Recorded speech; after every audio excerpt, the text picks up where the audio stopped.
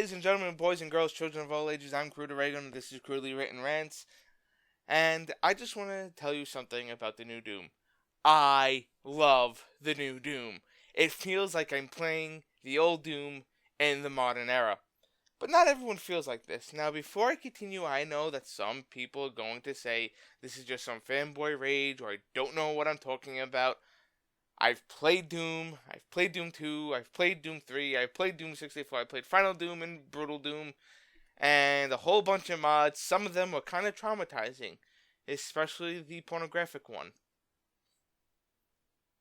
Why was the chainsaw a big giant deal? Anyway, I would like to say that people are still judging the game based off of the open beta. It's kind of hard to do that when the open beta, any demo is just a small portion of any game. So how can you judge the whole game based on a demo? Especially if demos are not complete products and there's still going to be bugs. I mean, I experienced a glitch or two. I went through the freaking ground.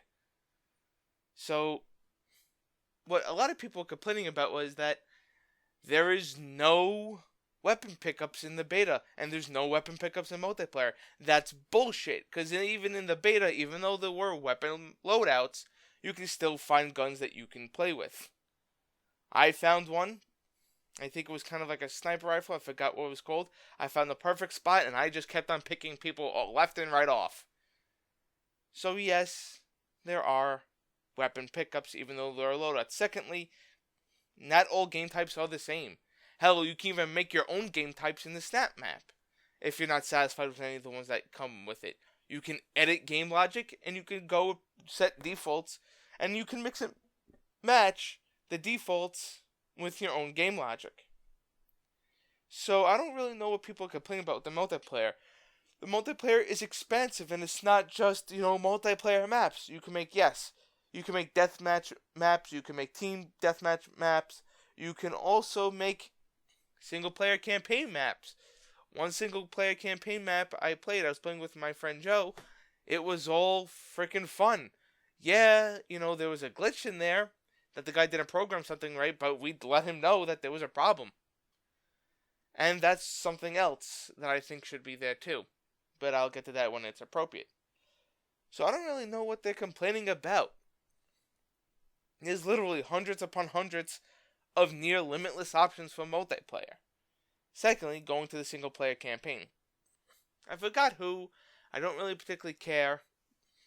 They're saying that there's a lot of backrunning, and for those of you who don't play FPSs, backrunning is basically when you're running backwards while attacking an enemy. And I'm calling bullshit on that because you did the same thing in the original Dooms. If you don't believe me, play them again. You stayed where the hell you were, trying to fight a Baron of Hell, or a Monkeybiss, or a freaking Revenant, unless you had the Berserker upgrade, pickup, whatever the hell you want to call it. The only difference is, now in the new DooM, I almost said Goom, now in the new DooM, the difference is, now in the new DooM, the enemies are much more active and attacking you. Back in the original Dooms, the enemies had to stop what they were doing from moving to actually shoot something at you. If, indeed, they actually had some sort of weapon or attack that actually shot something, like a gun or a fireball from the imps. In the new game, not only do you have that, there's a lot of running around, and also, you actually have to worry now what's behind you, because enemies could come from anywhere. So you really don't know what's gonna happen. My only complaint thus far, and I'm like 8 or 9 hours into the campaign, is that there's the whole clear the room kind of mechanic before you can, move forward. I guess that works for a beat 'em up, but not so much for a first-person shooter, but I don't really think it's that much of a problem, especially because I feel that the game does it right. And another thing about the campaign, why are people complaining that the fact that there's a first-person shooter game with a whole map to explore. There was always lore and story to Doom. Yes, John Carmack may say that storylines in a game aren't that important. I disagree with that statement to a certain degree, but there is a lot to explore. There's a lot of secrets. You can choose how you want to play the game and how you want to explore the story of the game, because there's two storylines. There's the storyline of the Doom Marine, and then there's the storyline of everything else that's going on, everything that happened before you woke up from that altar, everything that, spoiler alert, before you did anything. And you can choose to ignore it or go for it. Personally, I go for it. I like the explorative nature of the game. There's a whole lot to see. There's a whole lot to do. That's why I think this new game is fun. Going back to what I said earlier about the whole gameplay mechanic about it, when you had to go around shooting shit, you stayed in one spot, especially if you had the proper weapons like the BFG 9000 or the chain gun or the plasma rifle, the rocket launcher, the real heavy hitter guns. So you can survive. You know? And if you got too close, you either had to back run or you had to find a way to move around and get a good position, because those were being relentless. The shotgun guy, the regular zombies, shit like that, the imps, that was all well and good. You can go right for them and you can kick their ass, but with some of the much more tougher enemies, you really had to be careful. Pinkies weren't much of a problem. They just come after you. They're easy to mow down as long as you have enough ammo and a proper gun.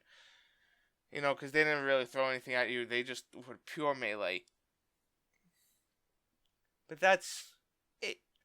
You didn't really have to worry about what was behind you unless you accidentally bypassed something, or unless you triggered, one of those things. Oh, you picked up a key card. There's a door opening up behind you that wasn't there before, that you didn't even realize was there on the first playthrough. That was the only time. But outside of that, most of the time you play it every once in a while. After a while, you just know the quick reflexes. In this one, it's a little bit different because they're constantly coming after you. And the old one, they had to stop to shoot and stop to attack you. In this one, they really don't stop.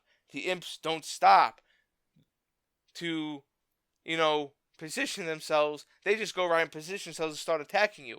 If anything, they are the only ones that actually stop to throw something at you. Everything else is just coming straight at you. The Hell Knights, the Barons, everything basically is coming to get you. And that's not a problem. For me, it's not a problem. Yeah, I could do away with the whole, keep on shooting before you can continue mechanic, but then again, there's the stat map. I can make my own single-player campaign. Hell, I'm working on my own single-player campaign right now, and I'm basing it off an old file that I made for Doom 2 when I had a Windows 98 computer. And I had Doom 2 on a floppy disk. For those of you who remember what those were. Hold on for a second. I need to catch my breath. Now, as I was saying, I see a lot of people complaining that the game isn't like other first-person shooters.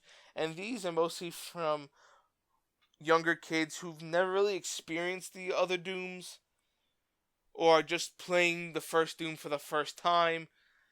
Funny story about that. They were saying, I don't understand why I have to run around and shoot and look for health and armor, unlike what I can do in Halo and Call of Duty.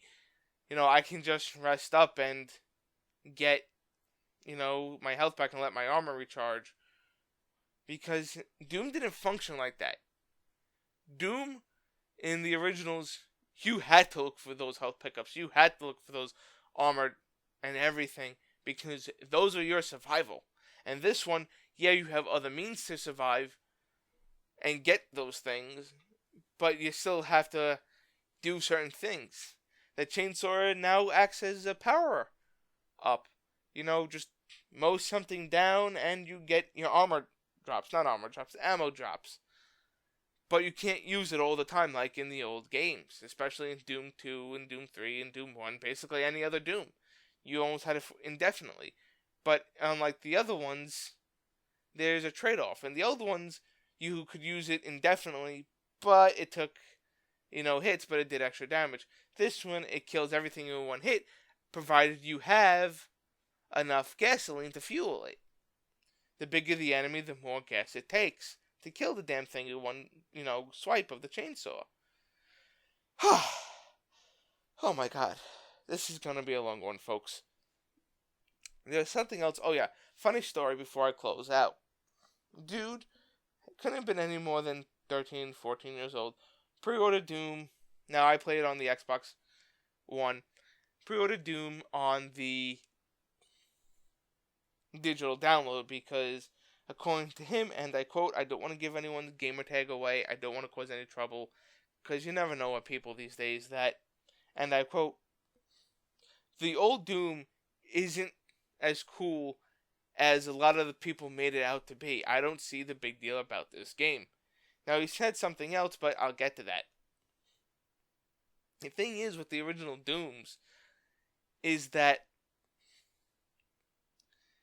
those were first-person shooters at the time. They were the pinnacle of first-person shooters at the time. The engine worked like that. There were bypasses that they had to work. Okay, if an enemy is on a higher level than you, how does it work? Just have the bullets fly up there. And that's how the game worked. We didn't complain about it. It just worked like that. And that's what we dealt with. The only time it was ever obvious if you were using the BFG 9000, the plasma rifle, or the rocket launcher. Yeah, that's the only ones I could really remember that it functioned like that. But that's basically it. And then he said, and we all kind of laughed at him, everyone that was in the party, and I feel really bad, that he said, I'm pretty sure I can beat the original Dooms on the hardest difficulty within one day.